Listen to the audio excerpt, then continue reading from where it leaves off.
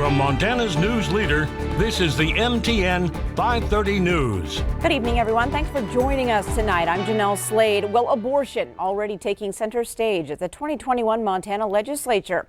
The first of several anti-abortion bills had their first committee hearings today at the Capitol, prompting strong emotions on both sides of the issue. But there's a big difference this session. As MTN's Mike Dennison reports, these bills have a much better chance at becoming state law. The House Judiciary Committee heard two bills on Tuesday, one that would ban abortions in Montana after 20 weeks of pregnancy, and another to place restrictions on abortion-inducing pills, or so-called chemical abortions. The latter bill would require these pills to be dispensed only in person, require the woman to sign several consent forms, and prohibit distribution of the pills at college campuses or schools. Lucia Marud of Students for Life said college-age women are being marketed these drugs by unscrupulous distributors. Every phone can become an abortion vendor capable of distributing chemical abortion pills. This kind of anonymous purchase also allows abusers to get the pills and gives them the capacity to slip a pill into the food or drink of unsuspecting women and force them to have an unwanted abortion. Opponents said the bill is an insult to women, essentially saying they can't make their own reproductive decisions, even after they've been raped. Let me get this straight. So now, in addition to the risk of pregnancy from forced sex by a partner or someone else, House Bill 171 wants us to be subjected to the extreme barriers to accessing basic medical care after the assault.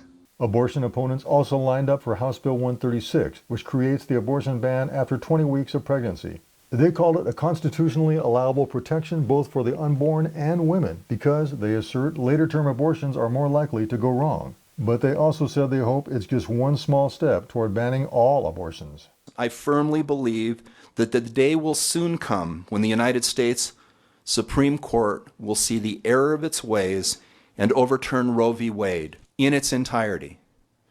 But until it does, we'll continue to chip away around the edges to save the lives of as many women and children as possible. Opponents, however, said these types of bans have often been struck down by the courts, and such action is even more likely in Montana, with its strict constitutional privacy protections. Our constitutional right to privacy in Montana extends much further than the federal right to privacy. We urge you to vote no, to leave medical decisions to patients and their providers, and to save the state from a lengthy court battle. The committee will hear two additional abortion-related bills Wednesday, including one to require that women wanting an abortion must be given a chance to see an ultrasound and listen to the heartbeat of the fetus. The committee plans to vote on the bills by Friday and will likely send them to the House floor next week, where, with a strong Republican majority, they very well could pass. Republican lawmakers in Montana have passed similar bills many times in the past 16 years, only to see them vetoed by Democratic governors. But our new governor, Greg Gianforte, is a Republican and very much pro-life. If he signs any of these bills, get ready for a court battle. At the Capitol, Mike Dennison, MTN News. Thanks, Mike. Now, the bills heard today are sponsored by Representatives Lola Sheldon Galloway of Great Falls and Sharon Grief of Florence. Well, from one controversial issue to the next at the state capitol, Montana legislators heard two House bills which would create restrictions on transgender youth yesterday. House Bill 112 specifically would not allow athletes to compete outside of their designated gender at birth. As MTN's Kyle Hansen explains, if passed, the bill could have a sweeping effect across Montana athletics. The biggest issue for us would be NMSU hosting football playoffs because we have such a long tradition of hosting those, as well as now MSU, that if we did have this bill in effect, I can only guess that the NCAA would still hold to what they have done in the past and really have to look at whether they can host those events in the state of Montana. If this bill was passed, its effects would be wide-ranging. According to UM Associate AD Gene Gee, Montana could face similar repercussions from the NCAA that North Carolina did in 2016, meaning NCAA-hosted events would likely not be allowed to be hosted in Montana, including things like football playoffs and more. In this case, we have a couple of policies in play. We have the overarching philosophy of the NCAA of being inclusive, promoting diversity, the championship hosting policy that looks specifically at those same issues and then providing a safe environment for all to participate. In college athletics, our goal is to be supportive of all of our student athletes. There are clear guidelines and policies in place by the NCAA in dealing with transgender student athletes. We will follow those guidelines and those policies that are in place, but we really want to be in a position where we can support all of our student athletes. Haslam and UM have firsthand experience with transgender athletes when June Eastwood in 2019 became the first male-to-female trans athlete to compete in a Division I cross-country race when she competed for the Montana Grizzlies. Her coach at the time, Brian Schwayen, said UM and Eastwood coordinated her transition in accordance with NCAA policies, therefore her competing was fair. I think at the end of the day, when you look at June versus Jonathan, the times in which June ran compared to her gender probably lined up very similar to what Jonathan ran in comparison to his gender. So was it unfair? No, the assumption is that for that case, it was unfair. College organizations like the NCAA and NAIA have policies that allow trans athletes to compete. Meanwhile, the Montana High School Association does not have any current policy. In the case of Eastwood, Schwayen said her transition wasn't about finding a competitive edge, as some suggest. June's first choice was to become a female. June's second choice was to compete. It wasn't reverse. It wasn't, I want to compete first, so I'm going to become a female to compete. In Missoula, Kyle Hansen, MTN Sports. In 2016, North Carolina's bathroom bill caused multiple NCAA events to be pulled from the state. After the bill was repealed in 2017, championship and NCAA hosted events once again returned to the state. Well, Governor Greg Gianforte announced today that Montana will move to Phase 1B of the COVID-19 vaccine distribution plan. Now, the news comes just a day after Yellowstone County made the move. COVID-19 vaccines are now available to Montanans 70 and older, 16 to 69 years of age with high-risk medical conditions, and American Indians or other persons of color who may be at elevated risk for COVID-19 complications. Now, if you fit in this category, you can contact your local county or tribal health departments to check on vaccination availability and scheduling. And again, the supply depends on how much the federal government is sending.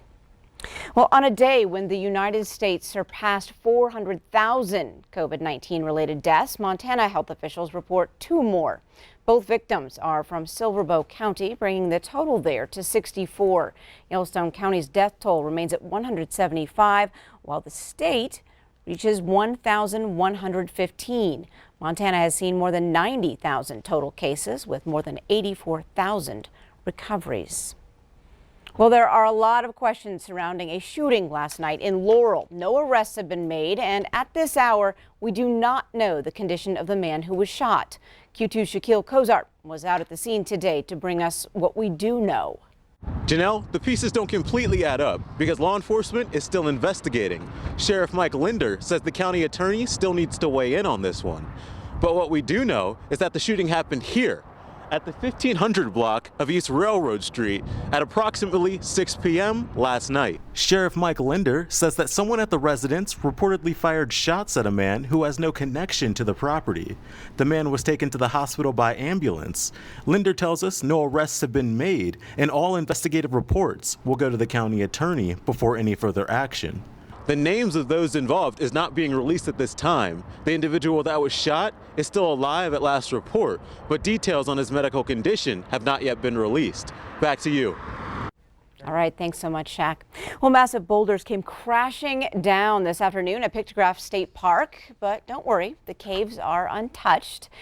But the road leading to the historic landmark is heavily damaged. Take a look. A large slab of east-facing rim rocks fell, leaving large sandstone boulders in its wake. Now, the gate to the park on Coburn Road was damaged, and the pavement left heavily cracked. We didn't see any emergency workers on the road or road crews on the scene. So luckily, no cars were on the road at the time, and it appears no one was hurt. Well, there's a lot of work ahead tonight for the members of the Billings City Council. They'll take on massage parlor regulation and the often annoying railroad crossing on 27th Street. Q2's Mitch Laggy joins us now with a look ahead. It's a packed work session agenda tonight for the Billings City Council, as the body is expected to hear a COVID-19 update from Yellowstone County Health Officer John Felton. As well, The council is expected to see a draft law that would make it more difficult to open up a massage parlor in Billings, with a goal to cut down on human trafficking. The proposed law has been in the works since 2017, with former council member Ryan Sullivan saying at the time that the need stems from Billings having thousands of sex service ads online attached to illicit massage businesses, according to the FBI.